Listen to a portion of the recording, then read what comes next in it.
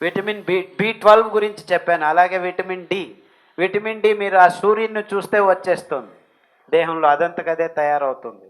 లేదు మాకు సూర్యుడిని చూడలేము, పొద్దున 6 గంటలకు పోయి రాత్రి 12 గంటల వరకు హైటెక్ సిటీ సాఫ్ట్వేర్ ఇంజనీర్లము, మాకేమీ పాపం ఏం చేయాలి మేము అంటే ఏమీ ఇబ్బంది లేదు. పుట్టగొడుగులు తీసుకోండి, మష్రూమ్స్ ఎండలో ఎండబెట్టండి. మీరు ఎండకు పోకున్నా పుట్టగొడుగుల్ని ఒకసారి ఎండబెట్టండి. ఒక 10 కేజీలు పుట్టగొడుగులు తీసుకొని ఎండలో ఎండబెడితే 1 కేజీ అవుతాయి. అవి మంచి గ్లాస్ బాటిల్లో వేసుకొని పెట్టుకోండి. రాత్రి నానబెట్టి ఉదయం ఆ నీళ్ళతోనే కర్రీ చేసుకొని వారానికి 2 సార్లు తింటే మీకు ఎంత కావాలో అంత విటమిన్ డి వచ్చేస్తుంది. ఏమీ ఇబ్బంది లేదు. ట్యాబ్లెట్ల నుంచి మీకు విటమిన్ డి రాదు. కొంతమందికి ముట్టు సమస్యలు, అంటే ముట్టు రానే రాదు, ముట్టు వస్తే ఆగదు.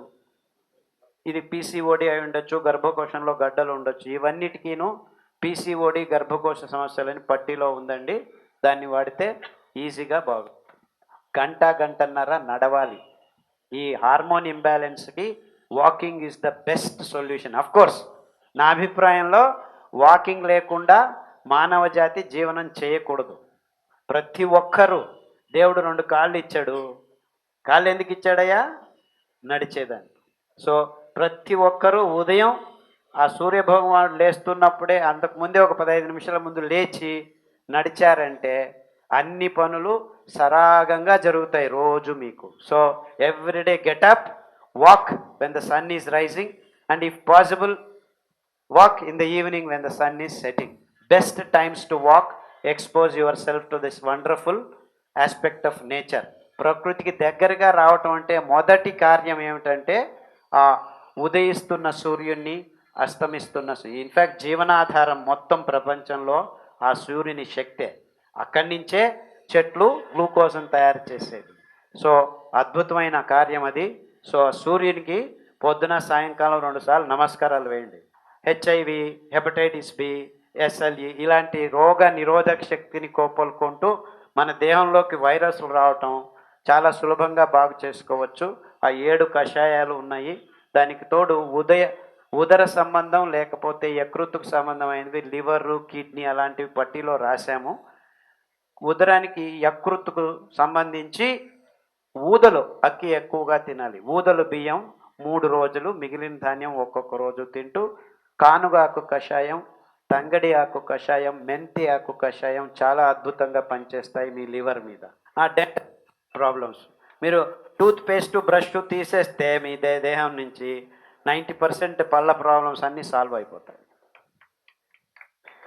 కావాల్సింది మీరు బొగ్గు పొడి, కొద్దిగా ఉప్పు. 1 కేజీ బొగ్గు పొడికి 15 గ్రాముల నుంచి 25 గ్రాముల ఉప్పు, 1 లవంగం వేసి పొడి చేసి పెట్టుకోండి. ఇంటిల్లిపాది 6 నెలలు ఆ పొడిని వేసుకొని మీ వేళ్లతో మర్దనం చేయండి మీ చిగుళ్ళను. 3 వారాల్లో మీ ప్రాబ్లమ్స్ అన్నీ దూరం అయిపోతాయి. అంతే, ఇంకేమీ లేదు. ఏ బొగ్గు అయినా సరే మీరే తయారు చేసుకోవచ్చు. టెంకాయ చిప్పు ఉంది కదా, దాన్ని మంట పెట్టండి. బాగా ఎర్రగా అయినప్పుడు నీళ్లు వేస్తే బొగ్గు తయారవుతుంది. దాన్ని దంచేసి ఎండలో పెడితే అదే యాక్టివేటెడ్ చార్కోల్. ఒక్కసారి ఒక ఆదివారం రెడీ చేస్తే 6 నెలలు మీ ఇంటిల్లిపాది వాడుకోవచ్చు. ఆ డబ్బులే కోట్ల రూపాయలు అవుతున్నాయి. ఈ టూత్పేస్ట్ వాడటం ఆపు చేస్తే మన భారతదేశం సగం బడ్జెట్ మన చేతుల్లోనే ఉంటుంది. ఎర్ర ఆముదం ఉంది, తెల్ల ఆముదం ఉంది. కషాయం అంటే ఆముదపు గింజల నుంచి కాదు, ఆ ఆకుల కషాయం. ఆముదపు ఆకు కషాయం చాలా అద్భుతమైన గుణాలు ఉన్నాయన్నమాట. చాలా నొప్పులకు బాగా పనిచేస్తుంది. జామ ఆకు కషాయం, ఆముదపు ఆకు కషాయం, ఈతాకు కషాయం దేహంలో నొప్పులు ఉంటే బాగా పనిచేస్తుంది అన్నమాట. తర్వాత నువ్వుల నూనె దేహంలో మర్దనం చేసుకోవడం వల్ల చాలా వరకు నొప్పులు తగ్గుతాయి అన్నమాట. చాలా వరకు నువ్వుల నూనె అతి అద్భుతమైంది. నువ్వుల నూనె, కట్టెగానుగా నువ్వుల నూనె. Syndrome, irritable bowel syndrome, complex regional pain syndrome, అంటే డాక్టర్లకు అర్థం కాకపోతే సిండ్రోమ్ అని పేరు పెడతారనమాట. Very simple. మీరేం కంగారు పడకండి. సిండ్రోమ్ అంటే పెద్దది ఏమీ కాదు, ఏమి ఇబ్బందులు ఉండవు. కొర్రలు, అండు కొర్రలు, ఎనీ పెయిన్స్. ఇప్పుడే చెప్పాను, ఈ ప్రశ్న వస్తుందేమో నాకు ముందుగానే తెలిసినట్టుంది. పెయిన్కి చమురాకు, జామాకు, ఈతాకు కషాయాలు వాడండి అని చెప్పాను. నువ్వుల నూనె మర్దనం చేయండి. కొద్దిగా చాలామందికి కొద్దిగా గోరువెచ్చగా ఉన్న నువ్వుల నూనెతో మర్దనం చేసుకుంటే, అంటే వేడిగా చేయకండి, గోరువెచ్చగా ఉండాలి. వేడి మంచిది అనుకోవద్దండి, వేడి చాలా చెడ్డది, మనకు అవసరం లేదు. గోరువెచ్చగా ఉంటే చాలు. స్నానం కూడాను మీరు చల్లనీళ్ళతో స్నానం చేయడం అలవాటు చేసుకుంటే చాలా మంచిది. చల్లనీళ్ళు వద్దబ్బా అంటే గోరువెచ్చని నీళ్ళు తయారు చేయండి, జస్ట్ గోరువెచ్చని నీళ్ళు. మీరు వేడి నీళ్ళతో స్నానం చేస్తే మీకు ఇబ్బందులు ఎక్కువ అవుతాయి. చల్లనీళ్ళతో స్నానం చేస్తే ఇబ్బందులు తక్కువ అవుతాయి. చల్లనీళ్ళు వద్దులే అనుకుంటే గోరువెచ్చని నీళ్ళ వరకు చాలు. అలాగే నువ్వుల నూనెతోనూ మర్దనం చేసుకోండి. ఉన్నది ఉన్నట్టు రూమ్ టెంపరేచర్ నూనె వాడితే చాలు. లేదు కొద్దిగా వేడిగా తగిలితే చర్మం మీద బాగుంటుంది అనిపిస్తే గోరువెచ్చగా మాత్రం చేసుకోండి. పుస్తకంలో ఉంది. ఎస్ఎల్ఈ ఆర్థరైటిస్ వేరే, ఎస్ఎల్ఈ ఈజ్ మోర్ కాంప్లికేటెడ్, దానికి కూడా పుస్తకంలో పట్టి ఉంది. ఆర్థరైటిస్ పుస్తకంలో ఉంది. గ్యాంగ్రీన్కి చాలా సులభం అండి. గడ్డి చేమంతి కషాయం, మెంతాకు కషాయం, తర్వాత చేమంతి పూల కషాయం, ఆకుల కషాయం వాడండి. 5 ధాన్యాలు 2 రోజులు తింటూ ఉంటే మీ చక్కెర రోగం నియంత్రణకు వచ్చి మొదలుపెట్టండి. మొదలుపెట్టి కావాలంటే హోమియోపతిలో కొన్ని మందులు ఉన్నాయి, డాక్టర్ దగ్గరికి వెళ్ళి తీసుకోండి. ఖచ్చితంగా వందల మంది గ్యాంగ్రీన్ పేషెంట్లకి కాలు కట్ చేయకుండా, వేలు తీయకుండా బాగు చేసుకున్న వాళ్ళు ఉన్నారు. ఇప్పుడు మా మైసూర్లో చాముండి కొండని ఎక్కి దిగుతున్నారు. ఏమీ ఇబ్బంది లేదు, చాలా క్లియర్గా బాగు చేసుకోవచ్చు, ఇబ్బందులు లేవు. కానీ చాలా దూరం వెళ్ళి ఉంటే కష్టం కాకపోవచ్చు.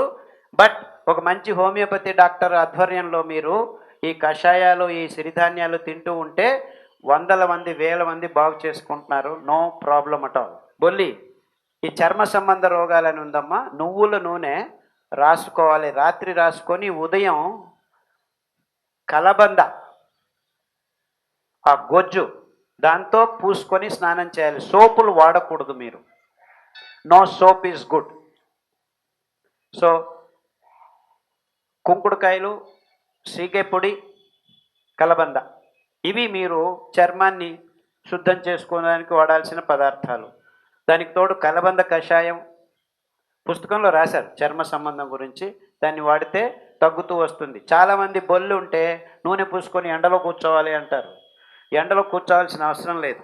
Just day before yesterday I got a message, WhatsApp message, ఈ వాయిస్ పడిపోయింది. ఏదో చేశారు డాక్టర్లు, వాయిస్ పడిపోయింది. 8 సంవత్సరాలు అయింది వాయిస్ పోయి. ఇలాగే నేను నా లెక్చర్ ఎవరు అటెండ్ అయ్యి సిరిధాన్యాల్ని 5 వాడటం మొదలుపెట్టారు. కషాయం ఆ 7 కషాయాలు తాగడం మొదలు పెడితే 8 నెలల్లో వాయిస్ వచ్చేసింది. రికార్డ్ చేసి పంపించారు నాకు తెలియదు. Actually I don't know that it can happen. నేనేమి ఎవరికి బాగు చేయలేదు, కానీ ఇలా రాసి పంపించారు. సో ఇలాంటి అద్భుతమైన విషయాలు ఈ సిరిధాన్యాల్లో ఇమిడి ఉన్నాయని నేను ఇంకా నేర్చుకుంటూనే ఉన్నాను. అర్థమవుతుందా? సో ఇది దేవుడిచ్చిన వరాలు మనకి, అద్భుతమైన ధాన్యాలు. అంటే ఆరోగ్య సిరులు అనే దాంట్లో రెండో మాట లేదు. సో మీరందరూ గట్టిగా ఈ వరి బియ్యం, గోధుమలు మనం తినాల్సిన పదార్థాలు కాదు అని మీరు మీ పిల్లలకి చెప్పండి. సిరిధాన్యాన్ని తినిపించండి. అందరూ ఆరోగ్యవంతులు అవుతారని నాకు పూర్తిగా నమ్మకం ఉంది. సర్జరీలు ఏ దానికి సొల్యూషన్స్ కావు. Any part of the body remove చేయటం సొల్యూషన్ కాదు. అది ఇంకా చాలా ముదిరింది, ఇంత పెద్ద గడ్డ ఉందంటే దాన్ని తీసేసుకోవాలి. కానీ చిన్న చిన్న విషయాలకన్నిటికీ సర్జరీకి వెళ్ళకండి. Try some alternatives. వేరే డాక్టర్లను సంప్రదించండి, హోమియోపతి కానీ ఆయుర్వేదం కానీ, దానితో బాగు చేసుకునే ప్రయత్నం చేయండి. బ్యాక్గ్రౌండ్లో ఈ ఆహారం, ఈ కషాయాలు తాగండి. 90% అన్ని ఇబ్బందులు బయటపడొచ్చని నాకు గట్టిగా నమ్మకం ఉంది.